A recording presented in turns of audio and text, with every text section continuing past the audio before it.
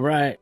Thanks for everyone for joining. This is episode 72 of the Homestead Shop Talk podcast with Al from Lumnah Acres, Ben from Hollar Homestead, and myself, Jason from Sow the Land. And before we get into it this week, we want to mention a couple of workshops that are still going on. We have ours next week, November 15th and 16th, and that's our last pig workshop of the year with Billy from Permapastures Farm. And we have a couple tickets left over for that. We had a few cancellations last minute, and so I think there's a couple, maybe 2 tickets left. So still time to buy if the 2-day workshop, and still time.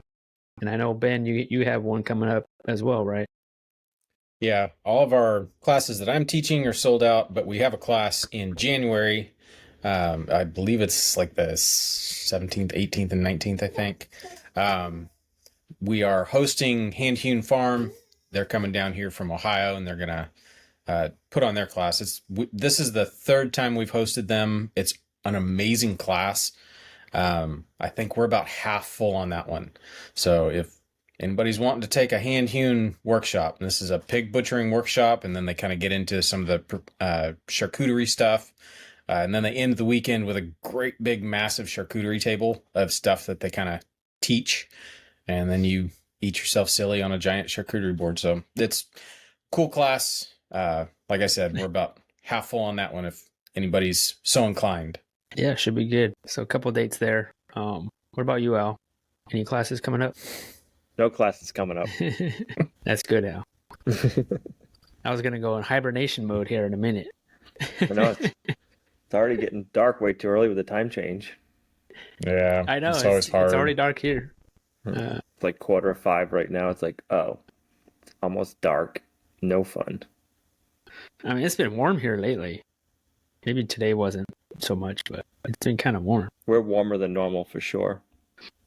I'm not complaining. Yeah, kind of want it a little bit cold. A little bit colder Especially would be I nice. better not say that. Yeah. Yeah. Right. What was I going to say? What have your nighttime temperatures been? What, 50s? Yeah, here lately it's been like the 50s. We're kind of, I don't know, it's like beach weather. It hasn't been real hot. It hasn't been real cold. Just kind of even keeled. We've got like I guess you'd call it like a cold front getting ready to come through. So we're supposed to get some rain in the next week, but it's like warm rain. Like I think Friday when this comes out, that's going to be the 8th. I'll probably be elbow deep in a pig. It's supposed to be like 70 degrees and rainy. I don't know how I feel about that. I don't like that. It's like, at least be like 40 degrees or something like that. But 70 and rainy, that's like tropical. Yeah. Yeah. I love it when like Facebook reminds you of like a year ago or even like 6 years ago. And it like, like sometimes I'll do a post and it'll remind me and be like, oh, snow flurries today, It's like 6 years ago there was like snow. I was like, there's nowhere near snow right now. We had one little snowstorm last week overnight. I think we got maybe like a half inch on the ground when we woke up.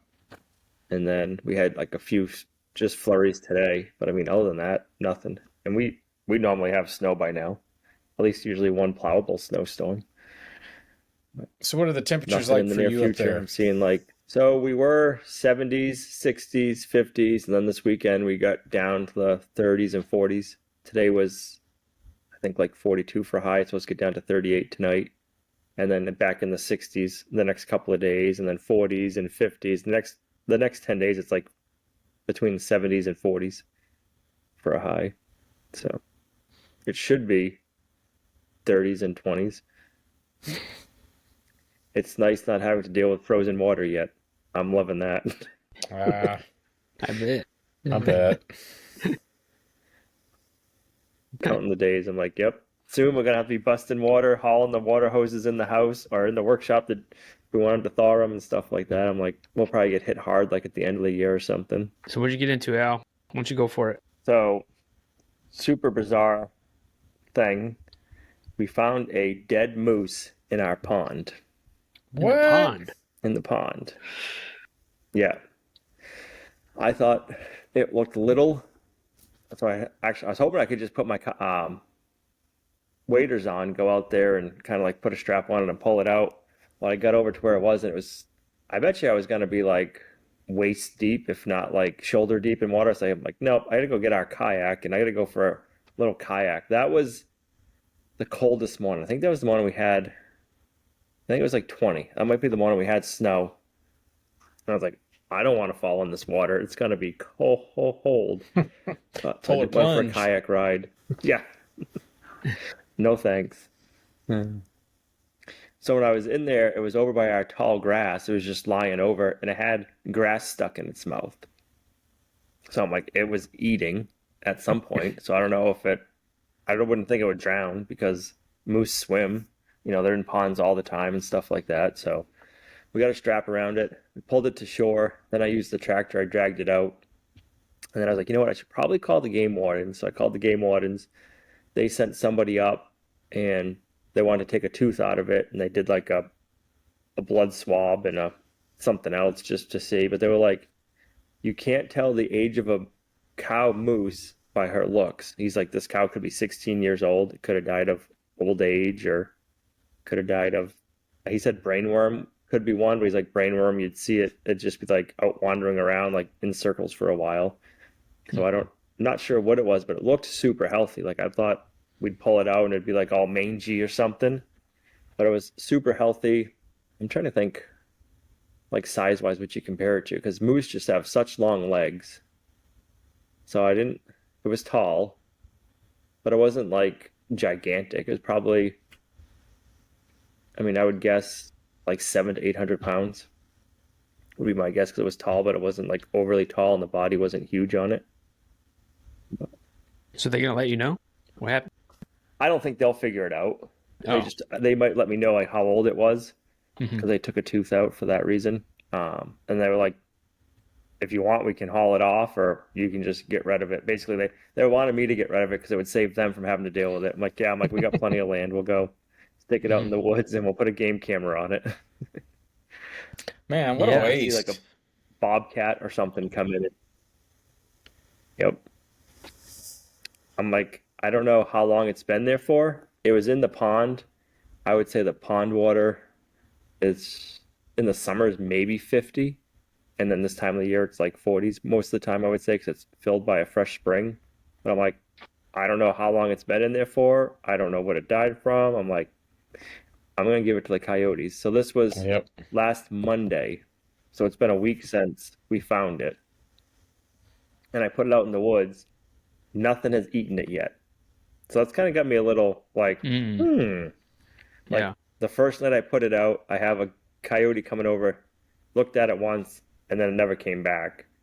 And then it's had ravens on it eating its eyes. And then just right now, while we were doing started the podcast, I had gotten a text from it, and I had another coyote out there, but just wandering around. So nothing's tried eating it yet. So I'm like, that's kind of interesting. That is kind of interesting. Yeah, if they don't want to eat it, maybe something's really bad. Yeah.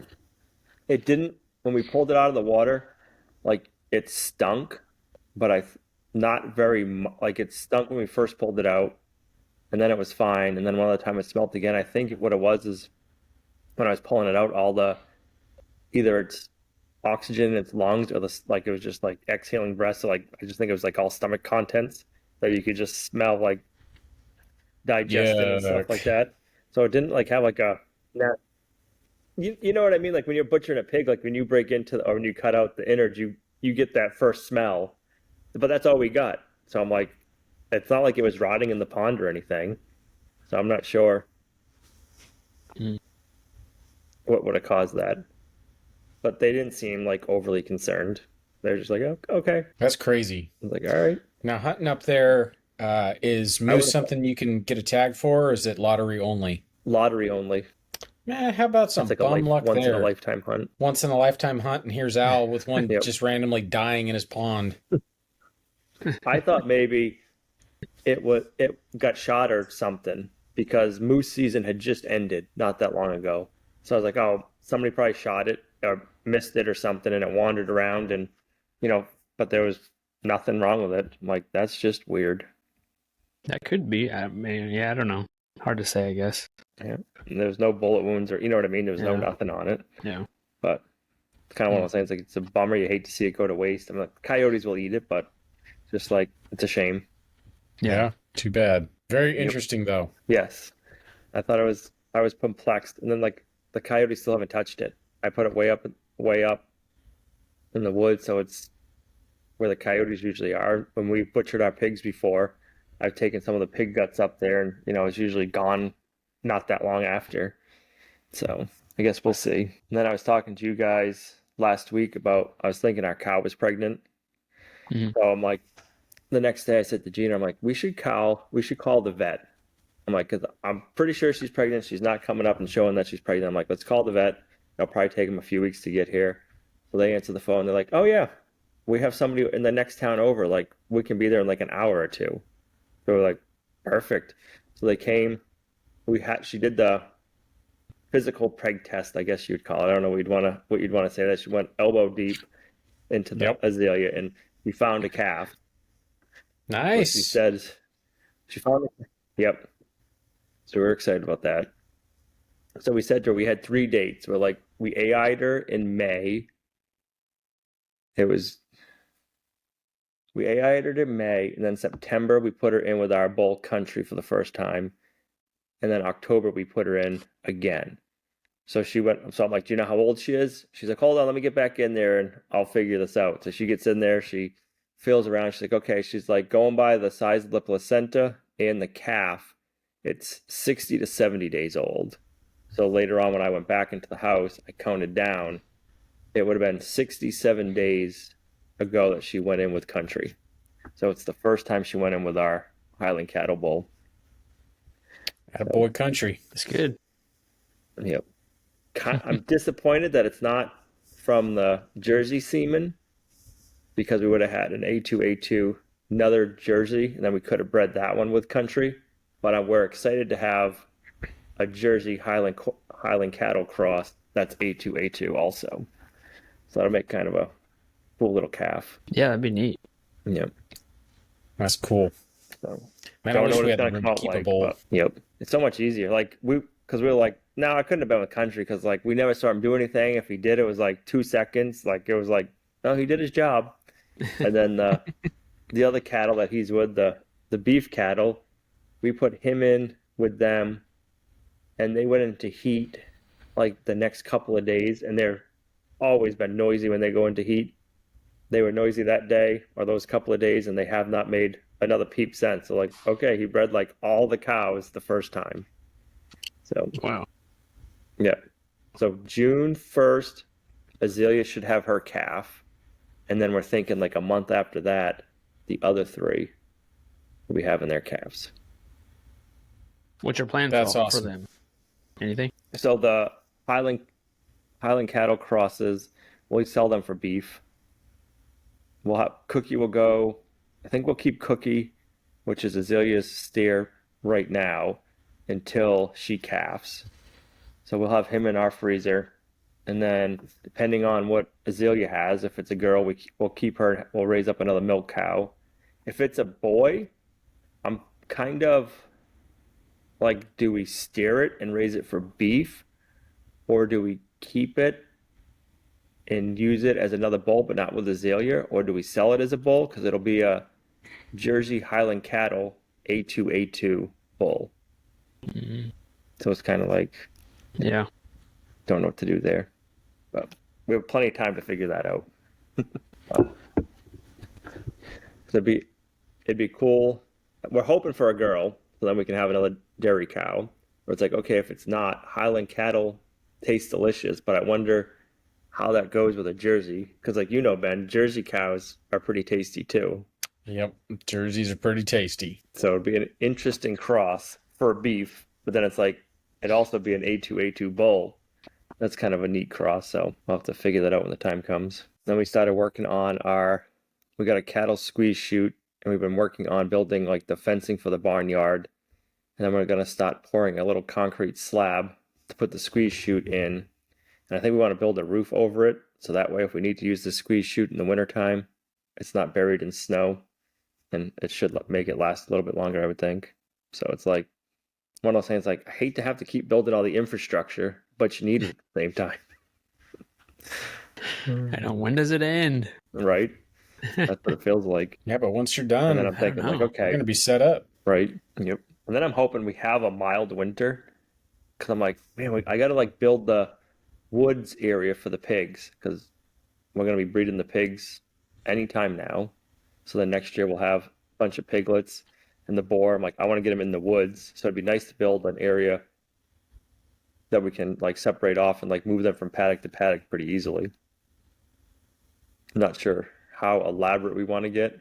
How is it moving your fences in the woods, Ben? Because you have the Premier One fence in the woods for the pigs, and then it sucks every time. It is a pain every time. What I would like to do is just like have paddocks set up with, some sort of gate system, and then I can just put them in, quadrants, moving a net.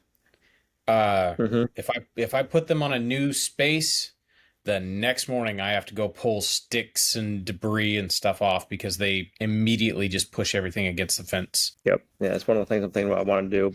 I don't know if I'll be able to do it this winter, but it's like it'd be nice to winter time or early spring to build like a paddock run quadrant area in the woods that we can kind of section off for them and then kind of run them through. You're gonna run them in there in the winter or? I think in the winter what we're gonna do is we have the smaller barns that we've always used for like the cattle and then for the goats, and then if we got like the new bull, we put them in there. So it's nice to have like these small paddocks in the barns for like other animals. But I think in the wintertime, that's where we'll put the pigs, and then we could put and then once the sow's ready to have her babies, we could put them in the bigger barn, and then we can put the boar and stuff back out in the woods come springtime. It's kind of like my game plan right now. We're having to move the pigs a lot, especially Yukon. We have them in a mobile pen it's easy to pull with the side by side, but it's like every 2 to 3 days right now. Like it's just so, I don't want to say muddy, but we've had so much rain, it's not drying out. So it's like he can just root it up in no time. So it's like it'd be nice to have a better winter spot for them. How do you find your pigs are, guys, in the winter? Do you find like they root a lot easier because the ground doesn't dry out much, or? Not my cooney pigs. Not your cooney pigs. They don't do nothing. It's up to the individual. Like our boar Mo, he is the least destructive pig. Whereas the two mamas we've got, man, you'd think they're rototillers on front of their faces. It depends on the area, really. Up in our woods, we have such a variety of things for them to eat. Even in the wintertime, there's plenty of roots. I would say on up towards like January, when there's nothing to eat, if the ground is not frozen, man, I had them in a spot last year. They dug holes that were like 2 feet deep. Like, I keep them, like, they have a house I keep it full of hay, and that's where they sleep. They were just digging. I finally found out what they were digging up and eating. We have these cat briars, green briar things. It's this horrible vine that looks like nature's barbed wire, and they grow tubers, and so the pigs were digging these tubers up, and I didn't realize the tubers go down like 2 feet, and so they were just chasing them. But I mean, it looks like a war zone up there where the pigs were, and I kind of had them in a bad spot, so I can't get the tractor up there to fix it. So it's just like, it looks really bad. So yeah, on up towards like January, usually that's when they start digging because there's nothing green to eat. Everything's dead and dormant. The only time they stop digging is when the ground's frozen. So I don't know. I kind of think I would like to adopt something kind of like what Justin Rhodes has, or it sounds like what you're doing, where you bring the animals in for the winter, deep bed them, that kind of thing. That's what I would like to do, but I got to build some stuff first. Yep. I want to try to do that too. Like, I want to throw my coonies in there. I just want the compost. Yeah. We did that at the old homestead. That's what I'm trying to think how many winters we did that for. We just made a pen, like I think it was like 16 by 16 or 32 by 32 out of cattle panels. Made them a hut, and then I just kept bringing them wood chips and leaf debris all winter.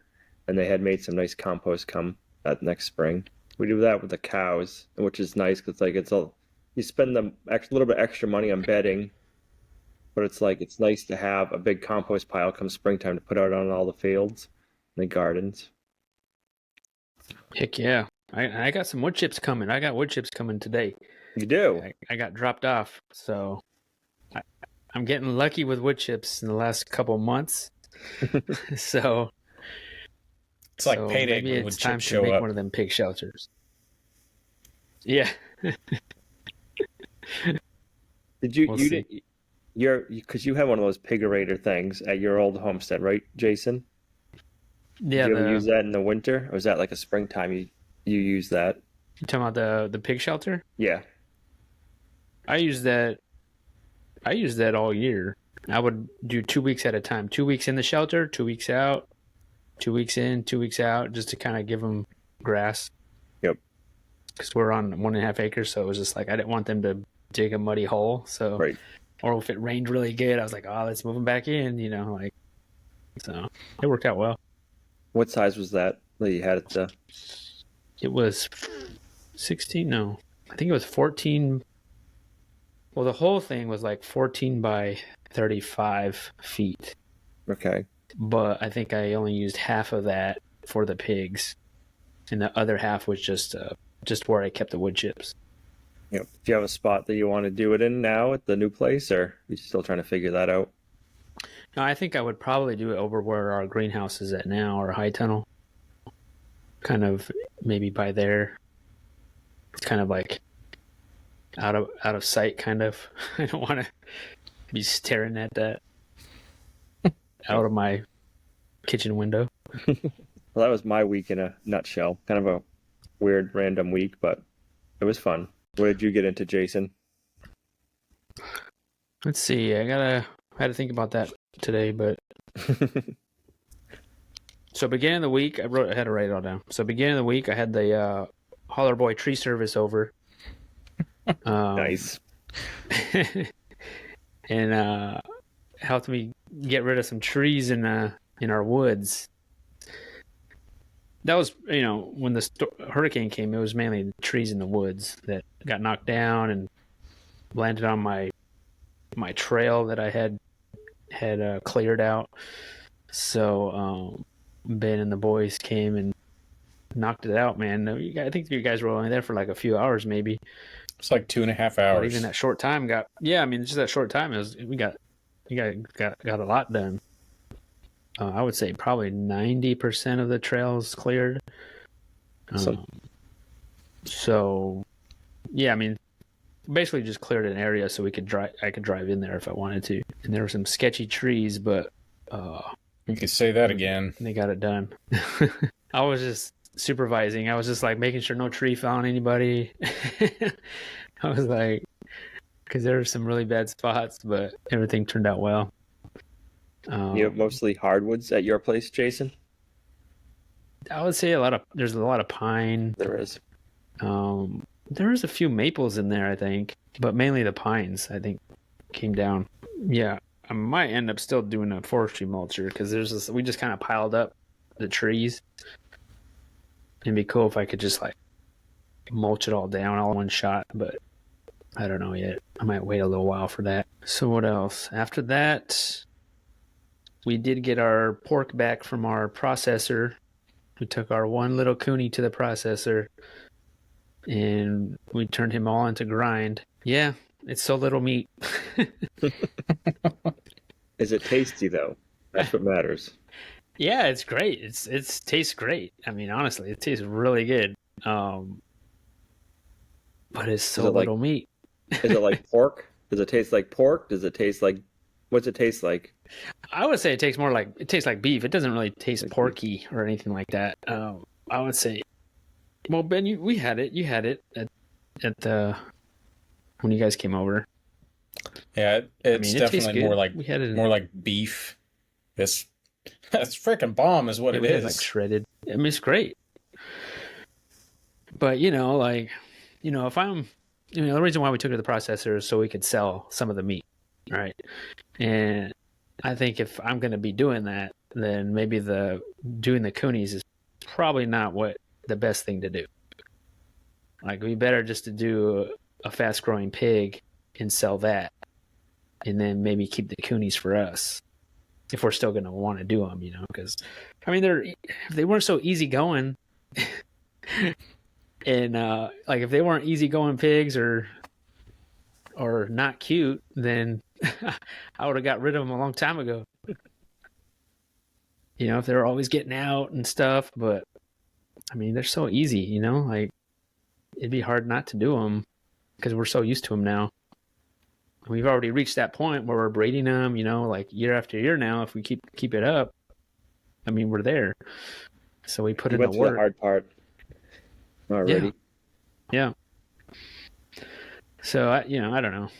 Have you figured out how much feed it takes to get one to market weight? I was trying to do that math today, actually. One thing I learned about doing YouTube videos is don't do pig or chicken math on video. No math on video. Yeah.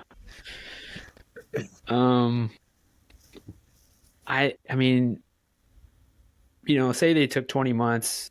I fed them like a cup, say at the most a cup a day for 20 months. I think it comes out to around 300 pounds of feed for one pig. That's not that bad. For 20 months. So that's 6 bags of grain for 20 months, where, like, if we're raising a pig for butcher and we're feeding them grain, I don't know about the Idaho pasture pigs, but the ones we used to do, we were going, 20 bags in 6 months per pig? Mm. Yep. So it's about what I do. You definitely cut your feed costs down a ton. Yeah, we're raising them. Yeah, but I guess the drawback is we're not getting as much meat. Right. Because the pig that we took to the processor, we got about half and half, like half fat, and the other half was meat. It was like 50-50. Was that your biggest pig? That was not the biggest pig. The biggest pig that was the one that we did at the workshop. Okay. How much meat did you get back pound-wise? I think it was about 40 pounds. And then 40 pounds of fat? Yeah. And plus they use some of that fat in the, because it's all grind. So they use some of that fat in the grind, and it was still 50-50. Wow. Even the lady, the processor, she goes, "Oh, that was a young pig." Yeah, she was like, "That's a young pig that you brought in." She goes, "It was a beautiful pig, but like it was young." And I was like, "Well, it was 20 months." And she goes, "Really?" She goes, she goes, she goes, "You can find out." She was looking at the teeth. She goes, "Oh, I noticed the teeth. It seemed like a young pig." And I was like, she was surprised that it was 20 months. But they probably hardly ever see a pig that old. Yeah. That old and that little. Right. So yeah, we got mostly chorizo, and we got some just plain ground meat, and it's great. I just think I'm gonna get a few feeder pigs here at some point just to kind of change it up. Now, is this sausage gonna be for sale on your website soon? Are you gonna eat it all? Yes. Yeah, we could eat it all. I'll probably just throw like some packages on there just to do it. Just to kind of see, kind of gauge, see what people want, see if it'll sell. I don't know. But yeah, for the most part, we could probably eat the whole grind because it's good. Yeah, it's great, but it's just not a whole lot of it. But so what else? So we did that. Got the pork back. It was great. We had a sheep consultation. So we had, we lost like 3 out of the 4 sheep this last spring. They got tangled in my net and all died, which is super bad. But so we met her name is Rachel Hester. She wrote a Homestead Guide to Dairy Sheep book. And we met her in Iowa when we were out there at McMurray Hatchery event, in a super nice person. And she lives out in Kentucky. So we met up. And so when my sheep were dying and I was doing these videos on there of my sheep dying, people were sending my videos to her and be like, hey, you need to help this guy out. You need to help this guy out. And, I mean, I think she watched our stuff before, but she wasn't like, she didn't always watch or anything. And, we knew of her. We already had her book. So I knew of her. And, so she reached out to us after we had met her.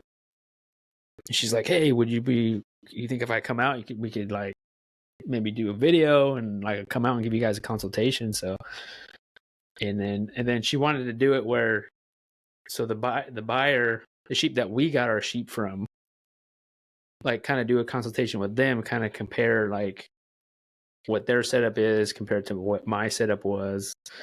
And then maybe see what the difference is and see if she could help in any way. And, so she was great. It was great having her over, just to kind of pick her brain a little bit and to see what she suggests for next time we get sheep.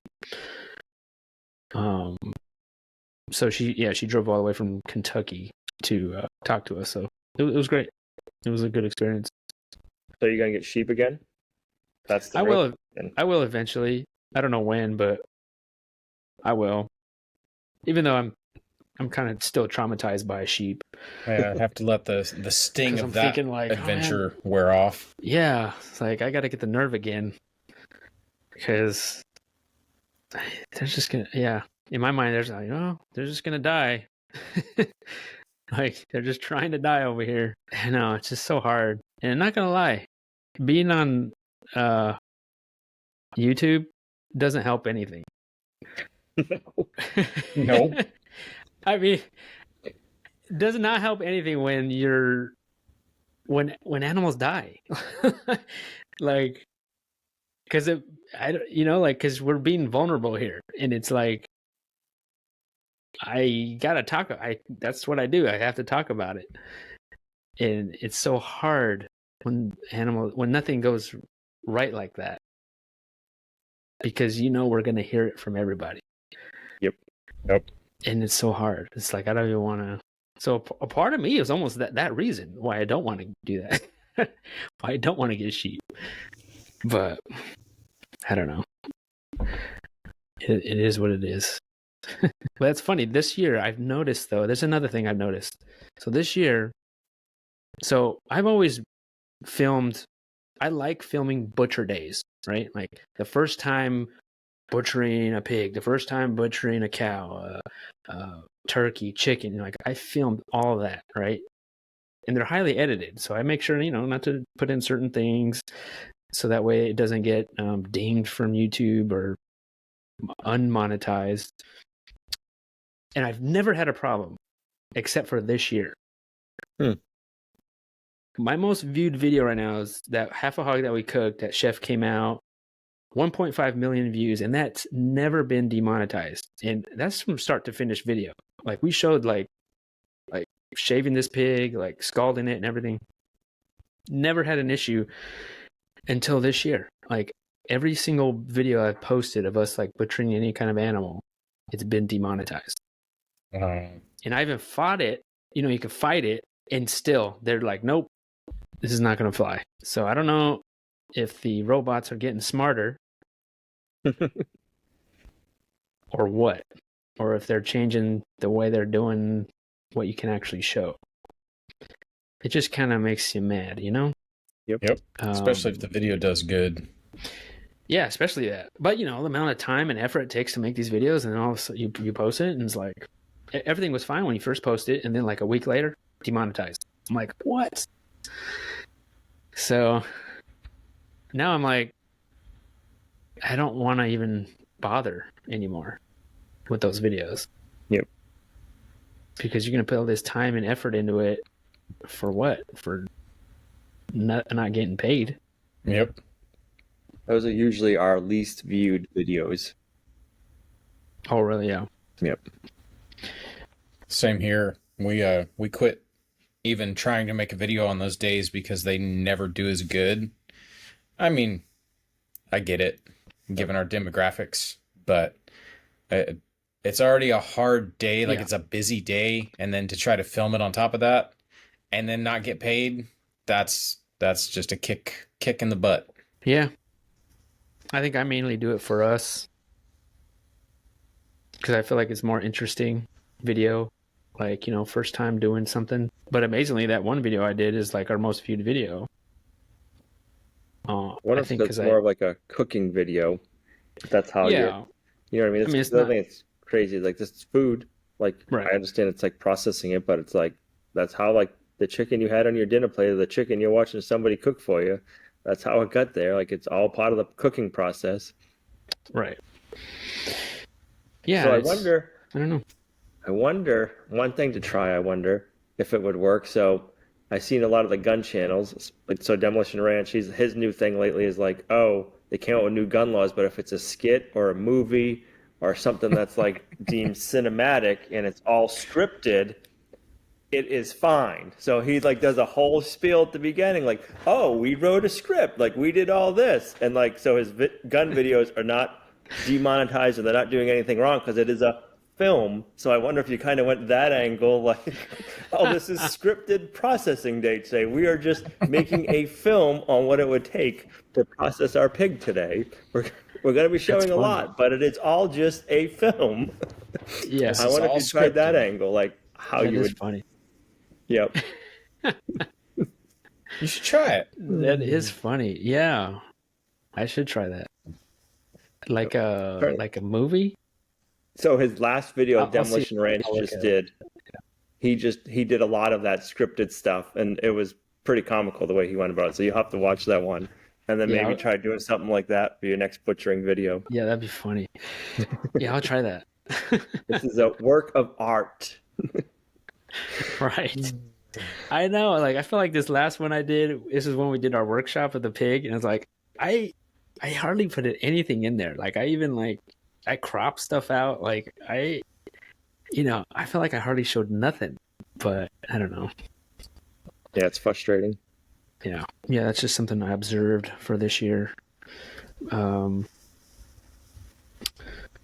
So another dilemma I had. So I had dilemma. So being that we film ourselves doing stuff, I've been wanting to put gutters on my 90-foot barn, right? Like 90-foot barn gutters. And it's a lot of gutters. So I priced it out how much gutter I'm going to need, how much that's going to be if I do it myself. And then I got a company out here to give me a price on what they would do it for. So it came out to about the same. Crazy. So, I mean, it's kind of a no-brainer. Like, I'm just going to have them do it. But then in my mind, I'm like, wait a minute. Whoa, usually I film myself do this. So am I taking away from my content to have them do it? Or maybe I could film them do it. And are they making the gutters like right there? Yeah, they are. They make a kind of cool video. Watch the process of. Yeah. So they came out today. So I hired a company to do it, and they did it, man. They did it in 2 hours. Wow. It would have took me like probably a week. I mean, yeah, it was. I mean, it's just straight gutters. It's nothing fancy, but like still, like 2 hours, boom, and they were done. They made it on site. There was 3 guys, and they got it done. So I did film a little bit of that, but that was like my dilemma of like being on a ladder and then holding the camera. It was like just didn't sound so fun to me. Plus, it's putting in gutters. Like it's like watching paint dry, right? Like how exciting is that going to be? Think of all the rainwater you can catch now. Yeah, so big that's roof. done. Like I finally got gutters on this thing. Yeah. Yeah. How many downspouts is on a roof that big? A lot. So they put 3 on each side. Man. So it's pitched in the middle. It's higher in the middle, and then it slopes down on the sides. So there's 1 in the middle and then 2 at the ends. I forget what he said. It was like every 40 feet, or I forget what it was. Maybe, I don't know, 20 or 40 feet, there needs to be a downspout or something. And plus they're like 6-inch gutters, so they're big gutters. That is a big gutter. It was cool. Yeah, I'm glad I did it. But now I got to put leaf guards in it, so I'm gonna do that myself because their price was a lot. I was like, okay, I'll do the gutters. I'll do the leaf gutters myself because I'm pretty sure I'm gonna need those. No, I wonder if you'll have to order that, or if you'll be able to find that in stock with their 6-inch gutters. I've seen some on Amazon that are probably the cheapest that you could order, but I'm not sure if Lowe's typically has 6-inch gutter stuff. I want to see the water tanks you use now. You got 6 downspouts to start collecting water out of. Oh yeah, that's a bunch. Ton of water. Think of all the animals you can water with that, Jason. You can get cows now and sheep and a pond. Fill a pond up. No, I know. I mean, I did have to switch out some wood because, man, that barn, there's a lot of just brittle wood. Like, and I had to take some out because they didn't have anything to drill into. Plus, I've always wanted to do that, but it was probably one of the most sketchiest things I've ever done. Because I was on a ladder and I had to hold this 2x6 and I was holding one end and it was like 16 feet long and I had to drill it up. Like, it was horrible. Did you video that? Yeah, I did. I had the camera rolling. I had the camera rolling on this. I'm like, okay, if I get hurt, we're going to have some footage. So, yeah, it was bad. I got it done though. I didn't give up. I almost gave up. I was like, you know what? I better find some help here. But then you got to finish the video, right? I got to finish the video. Right. I got to do it. So I got it done. Always hold your feet to the fire with when you're videoing a project. It's like, no, I can't drag this out. Like this part has to get done today in this video. I gotta find a way.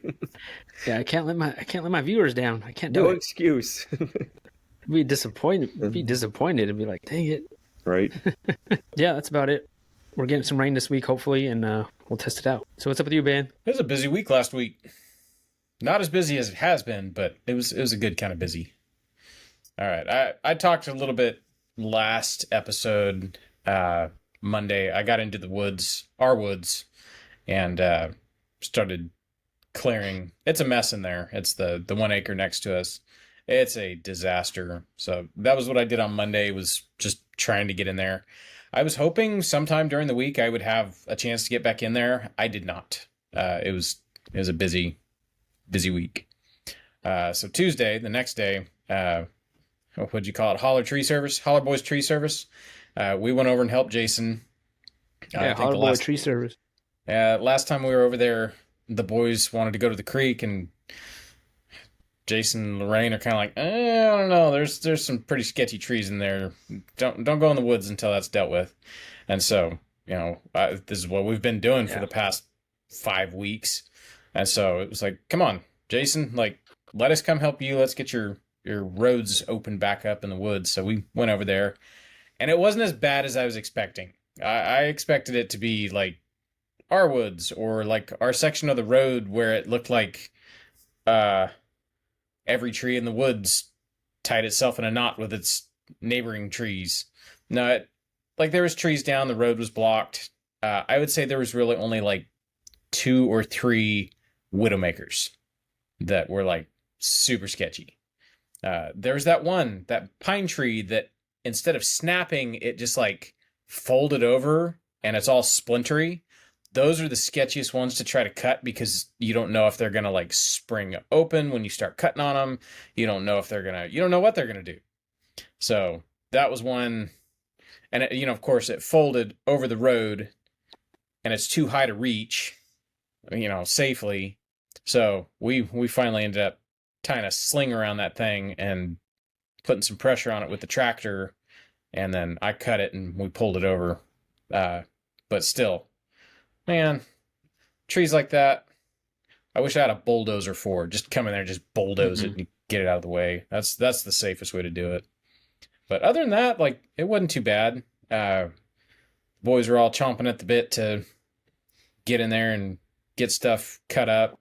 I would say the section down there by the creek, that was the nastiest. Like, there, you'll have some pasture land back there in a couple years because there were so many trees that came down.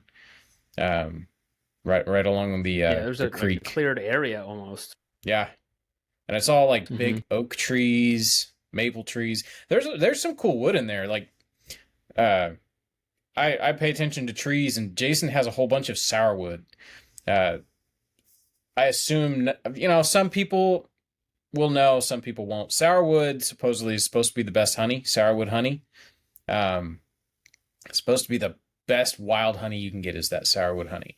Well, Jason's got like 1,000 sourwood trees in there, and probably half of them blew down there in that clearing. Well, it's a clearing now. It used to be woods, but there's some pretty good sized sourwood. I've heard sourwood actually makes really, really good tool handles, so I thought about kiping a couple of those tree trunks, but I've got so much wood, I don't know if I'll deal with it before it rots. So, yeah. We got, man. So much wood out there. People I've helped, and they're like, hey, if you need firewood, it's like, oh no.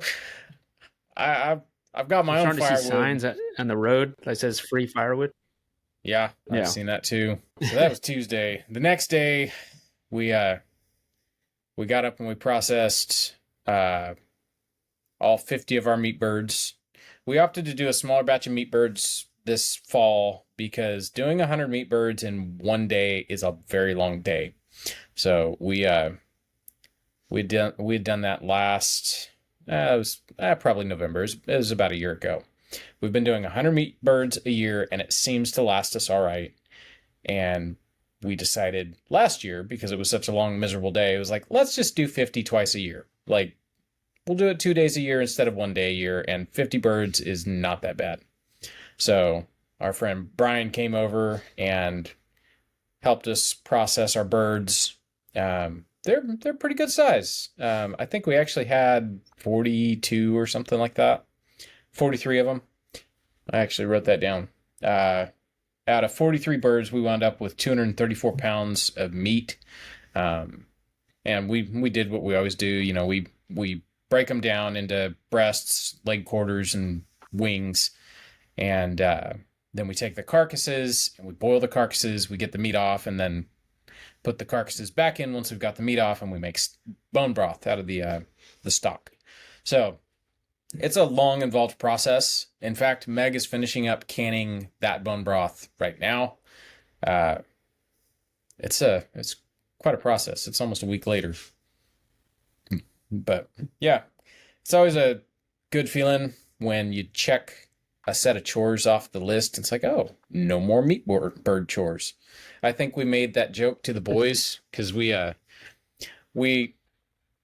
it's a paying chore if someone wants to do it. Last year, I wanted to do it because I built these new tractors. I wanted to make sure all the kinks were worked out. So I raised 100 meat birds by myself. Like, I just, it was just my thing. I didn't have the boys help, which they were very happy about because nobody likes meat bird chores. And so this year coming into it, I was like, anybody want to do it? Like, I'll pay you, this much a week. And, the younger two, they perked up and they're like, heck yes, we'll do it. So they did it. They raised them all the way through. And I guarantee you, Wednesday night, come into the night after dinner, chore time, I looked at them. I was like, hey, don't forget meat birds. And I think it was Corbin kind of goes, oh yeah, hey, there are no more meat bird chores. So we make that joke every year. So yeah. Then the week took a turn that I didn't expect. The boys are in here. This is Wednesday night after we've, been butchering chicken all day. The older two were doing dishes, and Tyler goes walking into the bathroom while he's like drying a dish. I don't know what possessed him to do that, but he walks in there and comes out and he goes, hey, Dad, I hear dripping in the wall. And that's never something you want to hear. So, immediately I all right, everybody stop making noise in the house. I walk in it's the boys' bathroom, and sure enough, I hear dripping behind the shower. Okay, so now I'm gonna drop an example of things not to do. When I put in that shower, I think it went in 3 days before we moved in. Uh, there was a lot of people here. It was like go, go, go. I just wanted to get it in, get the drywall, buttoned up, and I forgot to put in an access panel. Well, where I built this like shower enclosure, it's just an insert, so it's 3 sides and a floor pan, so there's really nothing to it, but it's the kind where the drywall goes over the little flange, and that's, it's all buttoned up at that point. Well, kind of where I did it, there's not a good place to like get behind it so you have access to the valve. And so when I put it in, I looked at it and I straight up did the whole, you know what? Leave it for the next guy. I am the next guy. So I had to get in there, shut off the water, of course. I had to shut off the water because I can hear and it's not a slow drip either. It's like drip, drip, drip, drip, drip. And luckily it hadn't done it very long. So I had to get in there. I had to bust out 2 pieces of drywall. And luckily, because, it was only 4 years ago that I put it in, I finished it. I know exactly where the screws are. So I was able to find every screw through the plaster, and I unscrewed this drywall and was able to get it out without breaking it. I reused it. It looks fine. I had to take off like the corner metal piece that gets plastered over, and I was able to get it off and then gain access to the wall of the shower. And then I was able to get that off. And so in 2020, I don't know if you guys remember, but shortages were starting to happen. When I was doing all of the plumbing for this house, when I did PEX throughout the whole house, when it came to the showers, I could not find, I went everywhere. I went to every Lowe's, every hardware store that sold PEX stuff. Nobody had the shower connections. It's a swivel for your PEX connection. And so I just, did it the way, screw the next guy. I was that guy. All I could get was just solid, rigid brass connections that screwed directly onto the valve, and then I connected the PEX. So there's really no way to get the connection tighter or looser, because if you turn it while it's supposed to be, crimped, you're just loosening that connection and it's going to leak more. Well, the way I put it in, it was fine. Or so I thought.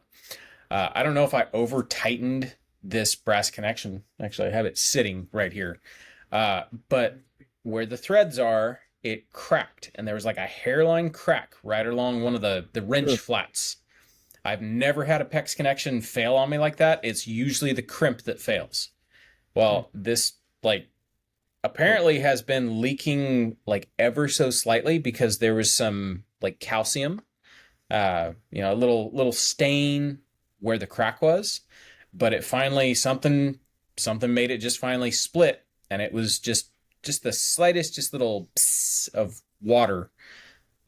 So got the thing fixed. I was able to find the right parts, and I got it all fixed and put back together. That was Thursday. Meg had to run errands, so she took the kids and they ran errands, and then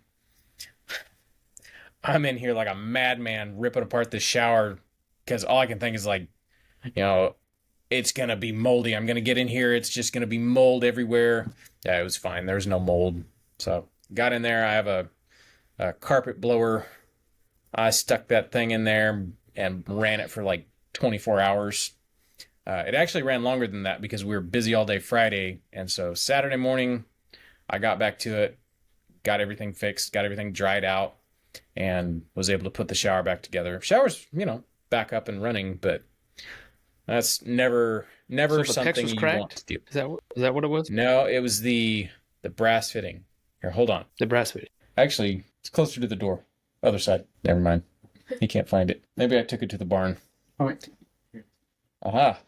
For a This doesn't help the podcast listeners, but you can see that's the rigid fitting, and you cannot see the crack unless you look right on end.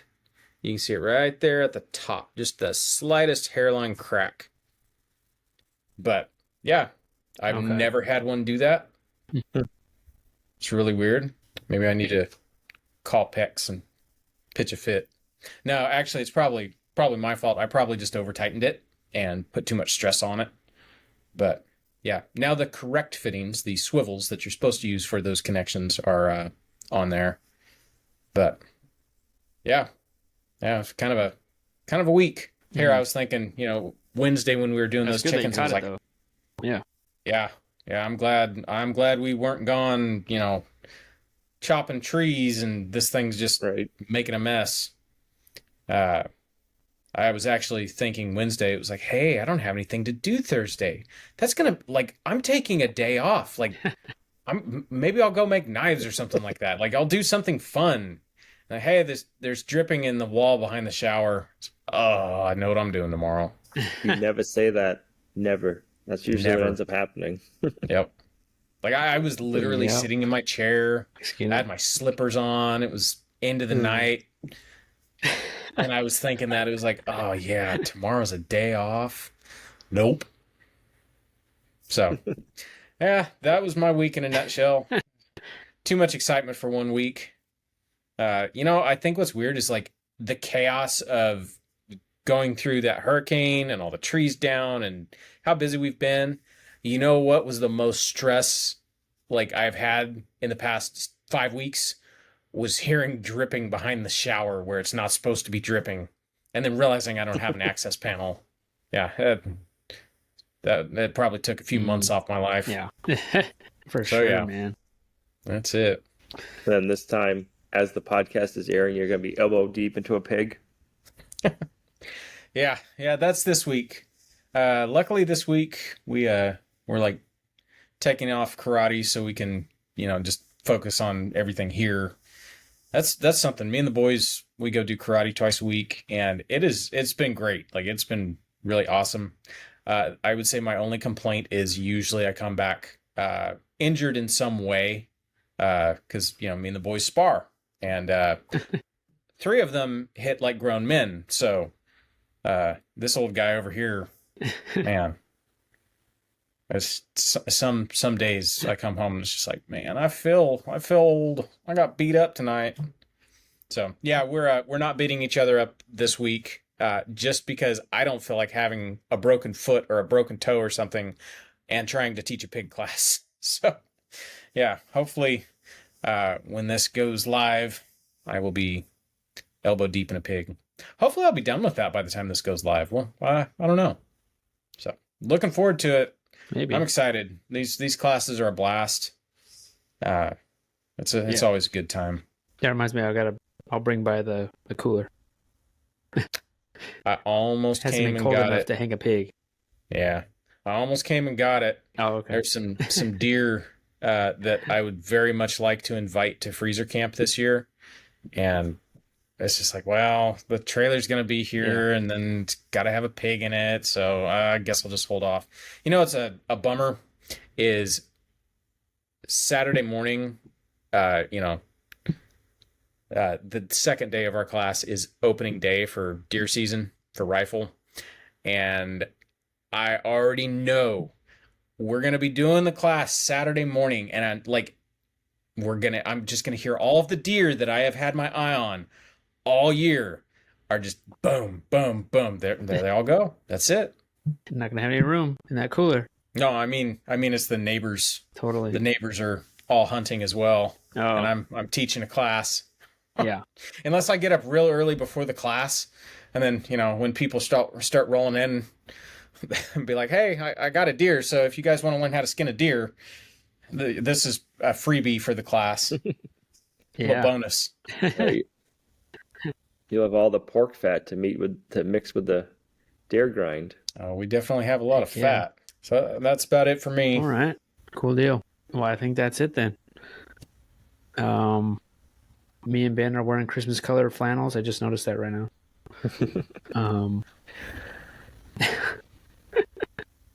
Christmas is coming, guys. So thank you guys for listening to this podcast. Thank you guys for subscribing to our YouTube channel. And can you subscribe to a podcast? You can subscribe to a podcast, right? Subscribe, follow. Yeah. Yeah. All right. Yeah. Thank you guys for doing that. And we really appreciate it. And hopefully everyone has an awesome week, and we'll see you guys next week. Thanks. Have a good week, everybody. Later, everybody.